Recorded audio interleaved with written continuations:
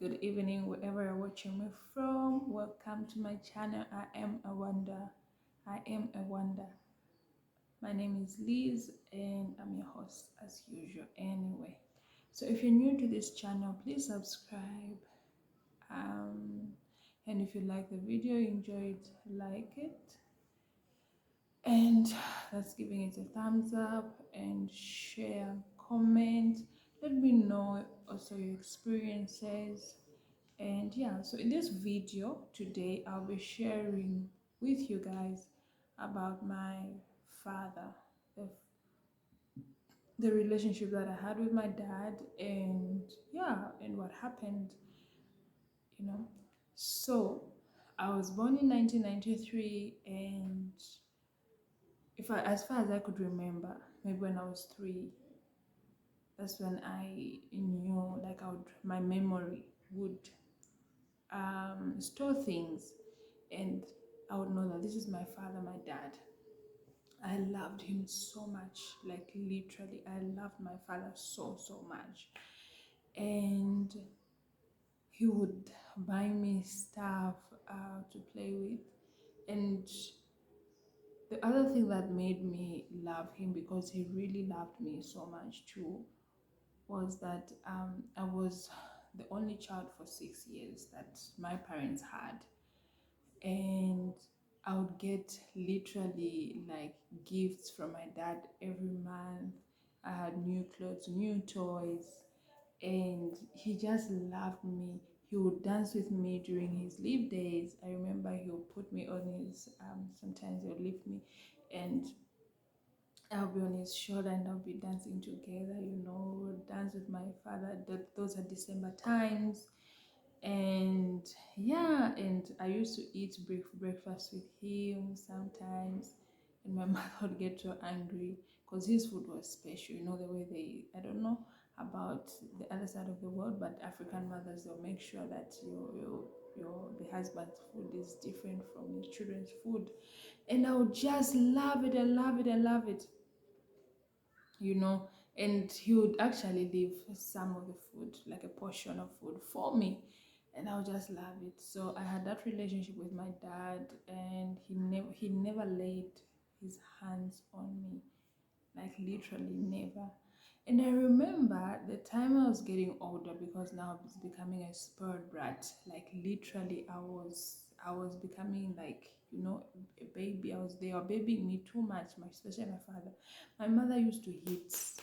My mother would hit me, like literally hit me. She never played. She used to hit me. Anything that is next to her, it'd be a pot, it'd be anything that is next to her, to land on you, like it would just land on me.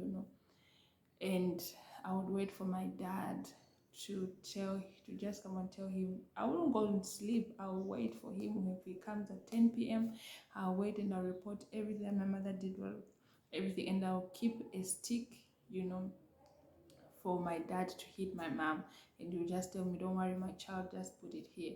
So as I grew older, my father started teaching, because my father was an accountant, so he started teaching me mathematics. So in my room where I used to sleep, I had a timetable, like literally from corner to corner. I had a timetable, and he would tell me, before you sleep, like, I need to go through it and read. Guys, I was very lazy. I did none of those things, and he was so mad.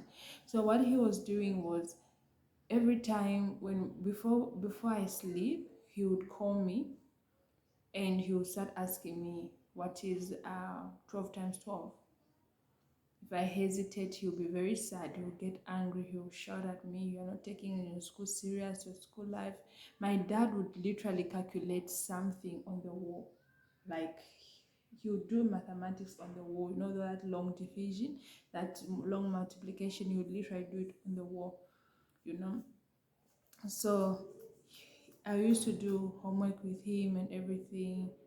Yeah, sorry guys, I'm with someone, a little child in the house today, so you might hear some sounds of voices in the other room. But yeah, so I had that experience, and Yeah, so that was around maybe when I was in grade 3. Yeah, when I was, because I wasn't doing so well at school. And in grade 4 as well, I was literally like going down, down, down, down, down. Then grade 5, I was so bad, and I had to repeat the grade again. I had to repeat, yeah, repeat the grade. So when I repeated the grade, I did well. And then just before I was supposed to move to grade 6, we had a transfer. My father got a job somewhere else, so we had to move to a different city. So when we moved to a different city there, I now went to a private school because my father would afford and my parents would afford. Then my mother was retrenched from the company where she was working. And yeah, so I used to go to a private school, and my siblings as well. When I was in the first term in grade 6, the teacher, I don't know, she just observed me and she was like, okay, we want you to attempt grade 7. Like there's this countrywide examination that everybody has to write, every grade 7 to write, and that's why it's like an assessment, but it's quite a big thing. It's like an assessment that will prompt you to go to grade 8. If you fail, you have to repeat. So, and my father had to sit down with me and my mom, and we discussed about it, and I agreed that I would do it. So after I agreed, and they went to give consent to my at school, and everything was done, and I moved to grade 7. So initially I was supposed to be in grade 7. So I've never learned grade 6 myself, but I learned grade 5 twice. So that's how I completed my grade 7, wrote the exam, passed. My father was excited, like very excited. He was the most excited person I've ever seen. That was in 2006. He was very excited. So he bought my uniforms. I went to a Catholic school then. It was a missionary school. It was like a convent school, convent, sorry, convent school, not convent, convent school. And yeah, it was a girls' school. So our teachers were nuns. And yeah, my parents were really excited, especially my father.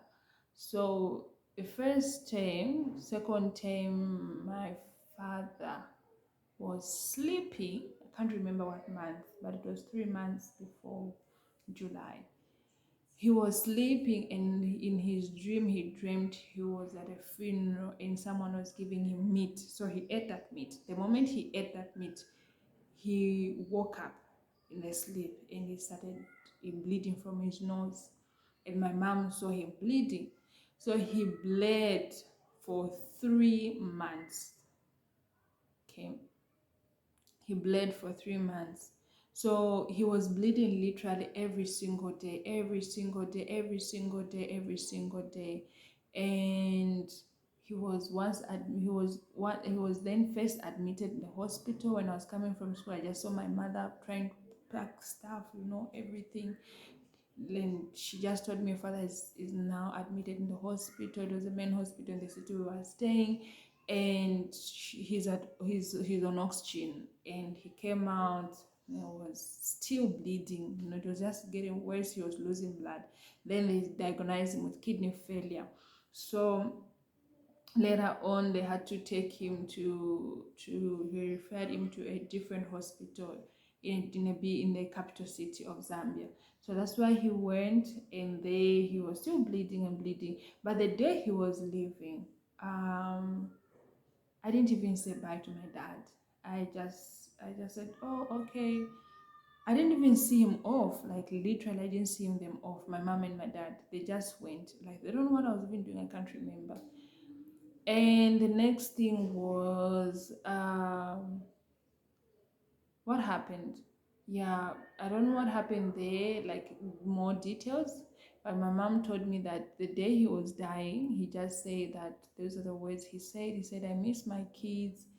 Um, and he prayed for himself. Then that was it. The life, the breath was out of him. And that's how he died. And we were, I don't know who was called, because we were just I think we were left with my grandfather. My grandfather, his dad came, and the nanny, we were together.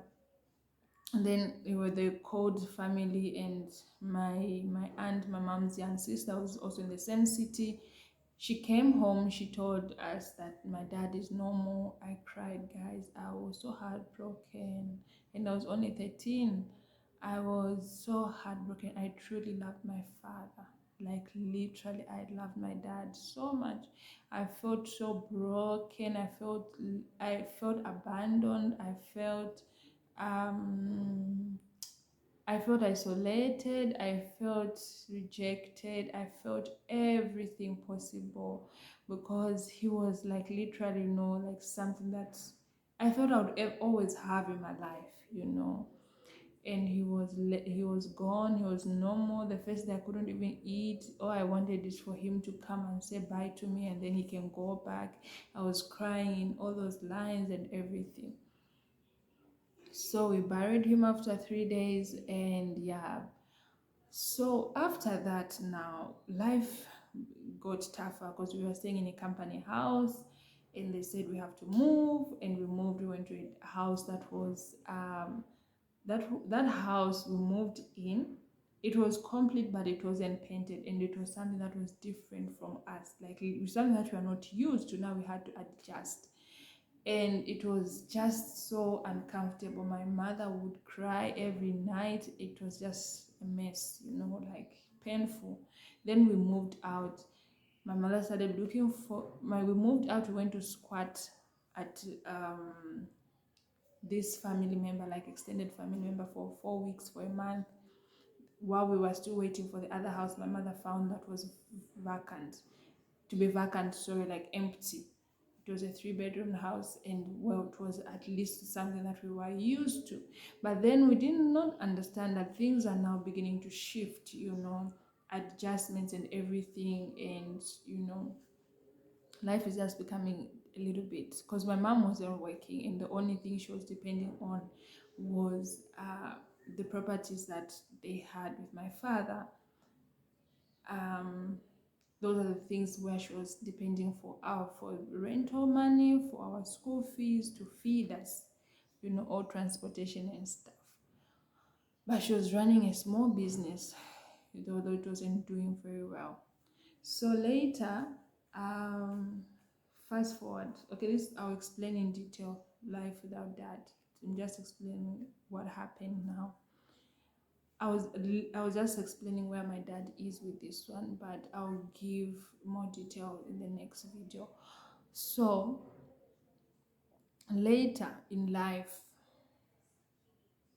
like when I became older, like mature, and knowing God, I started after I got saved. Actually, let me put it that way. I started noticing patterns in my father's family. So the way my father died, it happened to me as well. I was sleeping, I had a dream. And that dream, I saw my spirit leaving me. I don't know if I've shared in any of the videos this dream, spirit leaving me. And when I woke up, I was throwing up. And later later in the day, I started bleeding from my nose, and immediately my spirit told me the same thing that happened to your father wants to take me to. Okay, so thank God I was saved, so it had no ground to take me.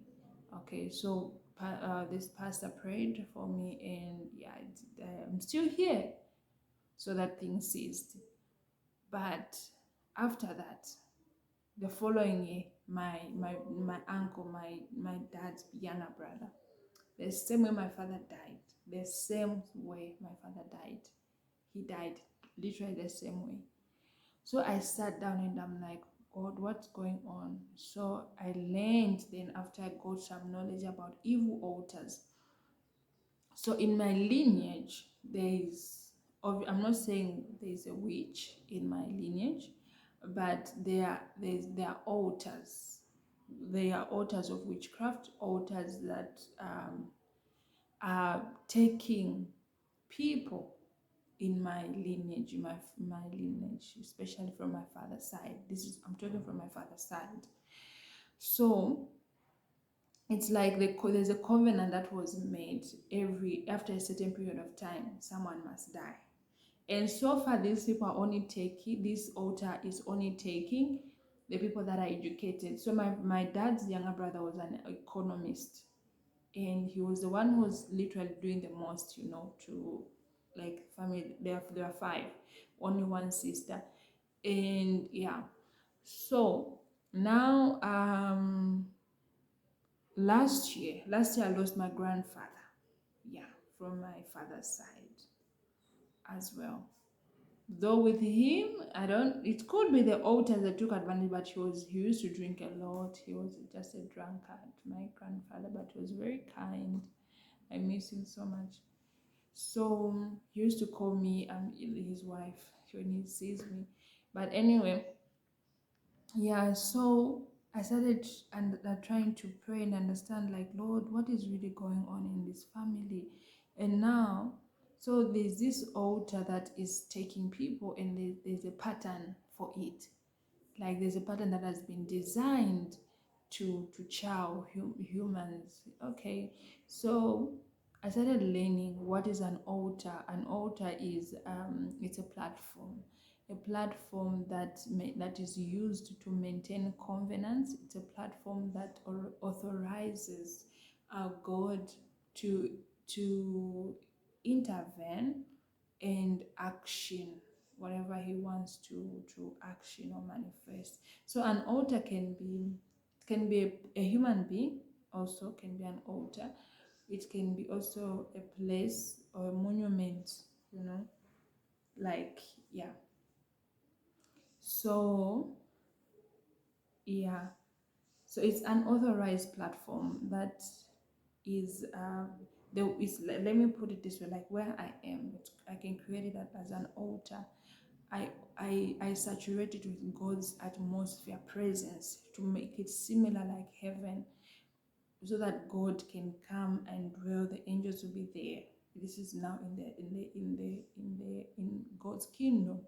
The angels will be there, and things will start happening. Angels can descend and ascend on that same altar. In the dark kingdom, the same thing, where you find they've put, it's normally shrines. There's all kinds of weird stuff. There's even people's names are there. There's a lot of things, people's pictures, clothes, shoes, hair, a lot of things, underwears, a lot of things there. Even just written words, you find water, marine spirits. There's a lot of things that's just there, muti, all those things, is charms, elements of the world, but they've done incantations and enchantments to to contaminate it in their dark kingdom, whatever powers. And those things, they work, hey? They work. They do work, but when you are saved, they have no ground over you. Jesus Christ came on earth and defeated Satan. So yeah. So I started understanding all those things. And God, this is one thing that happens to me. I don't know about others. When I'm learning something, God starts it's like he draws my mind, and he will bring pictures of certain things, and then he'll tell me, this is what you are learning now, this is what you're learning, this is what you're learning. He'll bring all those pictures, or anything that I ever remember hearing someone talk about, or someone's situation. God will just bring it in me. And yeah, so I got to learn. I'm still learning even now, and I love it. It just becomes more interesting, because many of the times, like we Africans will start saying, no, it was your grandmother who is your witch, it is your grandfather who is a witch, no, it is that who and who and who is a witch, your aunt, your mother, your sister, your what, it's the one who is the witch. So there's all those certain things, but yeah, some is because of lack of knowledge, ignorance, and that's why it brings hurt, anger, and all sorts of things tend to happen there now. So now, God is really, really doing wonders in my life, and He's really doing things, restoration and stuff like that. So yeah, I'll still share more, especially this year. There's a lot of things that I'm going to share with you guys along the way. So I was just sharing a little bit about my dad, and I'll share in more detail in the next video what happened life after my father, what happened, and how how I matured myself to be the woman I am now, to be Liz, to be a wonder, you know. And yeah, so guys, I have to go, but I love you so much, and stay blessed. And please comment, let me know what you think about my story and how you are doing. And yeah, I love you so much. And remember, I wonder, you're a wonder. Read Psalm 71 verse 1. It just describes you. It just describes you. I love you so much. I have to go. Bye.